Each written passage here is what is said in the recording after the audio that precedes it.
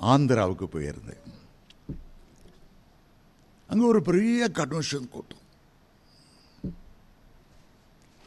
ஒரு அசுத்தாவி படித்த ஒரு மனிதனை வைத்து ஒரு 25 பேர் அந்த கன்வென்ஷன் கூட்டத்தை முடிவில் ஜெபம் பண்ணி கொண்டு இருந்தார்கள். நானும் அதில் போய் முழங்கால் படிக்கிட்டேன்.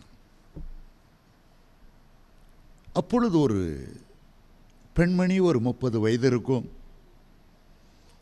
அந்த பிசாசு பிடித்த மனுஷனுக்காக அழகாக ஜெபம் பண்ணினாள்.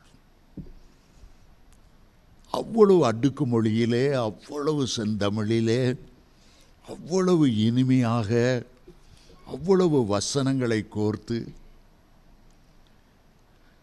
ஆகவே அது சூழ இருந்த மக்கள் பேய் துரத்துறதை பற்றி மறந்துட்டு அவளுடைய ஜெபத்தை அப்படியே ரசித்து ருசித்து கேட்டுட்டு இருந்தாங்க.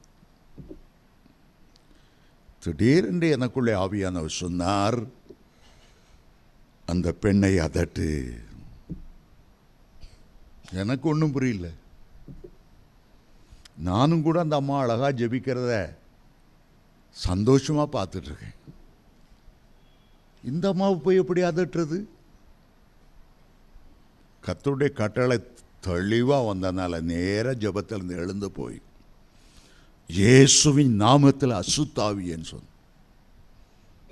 அவ்வளோதான். அது ஜெபமும் எங்கே போச்சு தெரியாது, என்ன நடந்துச்சுன்னு தெரியாது, ஆட ஆரம்பிச்சிச்சு. அப்படியே தாய் கேட்டேன், தாயிட்ட எப்படி இந்த பொண்ணுக்கு இந்த அசுத்தாவி படி? தாய் சொன்னா, இங்கே ஒருத்தர் இயேசுநாதர் ஆஸ்பத்திரின்னு வச்சுருந்தார். முன் ரூமில் இயேசுநாதர் படம் போட்டிருந்தார், பின்னால் ஒரு காளி படம் இருந்தது.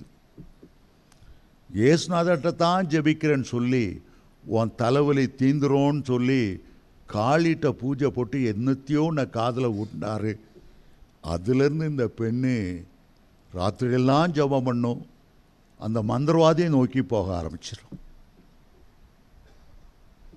எவ்வளோ தந்திரமான காரியம், எவ்வளோ தந்திரமான காரியம். எல்லா ஆவிகளையும் நம்பாமல் அது தேவனிடத்திலிருந்து வந்ததா? இன்றைக்கு நிறைய பேர் அற்புதம் அற்புதம் அற்புதம், அங்கே நடக்க அற்புதம் நடக்குன்னு ஓடுறாங்க. ஆனால் பிசாசும் அற்புதம் செய்யும்.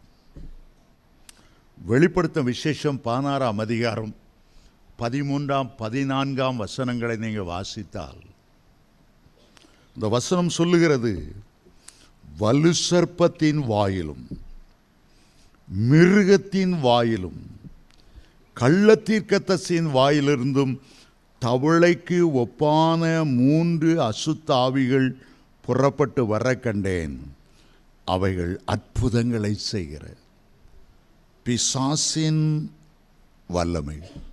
ஒருவன் கிறிஸ்துவுக்குள் வந்த பிறகு ஒரு வேறுபாட்டின் ஜீவியத்தை செய்ய வேண்டும். 2 கொரிந்தியர் 5:17 சொல்லுகிறது, ஒருவன் கிறிஸ்துவுக்குள் இருந்தால் அவன் புது சிருஷ்டியாய் இருக்கிறான்.